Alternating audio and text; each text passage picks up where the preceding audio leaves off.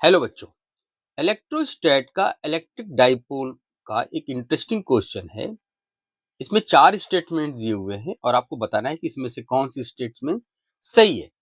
तो क्वेश्चन क्या कह रहा है कि electric dipole moment P is a vector quantity directed from negative to positive. बिल्कुल ठीक बात है कि इलेक्ट्रिक जो डाइपोल होता है उसके अंदर जो डाइपोल मोमेंट होता है वो नेगेटिव से पॉजिटिव की तरह ही होता है, तरफ ही होता है। ये बिल्कुल ठीक बात है, यानी स्टेटमेंट 1 सही है।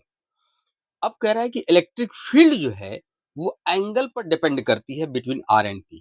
अब मान लो बच्चों कि अगर मैंने पॉइंट पी को एक्सिस पे ले लिया, यानी ये वेक्टर आर हो गया, तो इस पॉइंट पी पर इलेक्ट्रिक फील्ड कितनी होती है? K two P by R Q.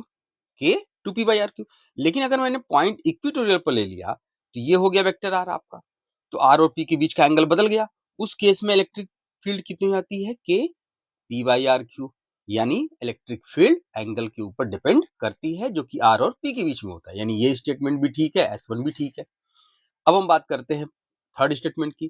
Third statement कह रहा है कि जो डाइपोल का पोटेंशियल है वो 1/r² होता है। बिल्कुल ठीक बात है। Electric potential due to a dipole का फॉर्मूला होता है के P cos theta by r²। यानी ये इनवर्सली प्रोपोर्शनल टू r² है, यानी स्टेटमेंट 3 भी सही है। अब चौथी बात क्या कर रहा है कि यूनिफॉर्म इलेक्ट्रिक फील्ड में dipole experience no net force but torque is this one.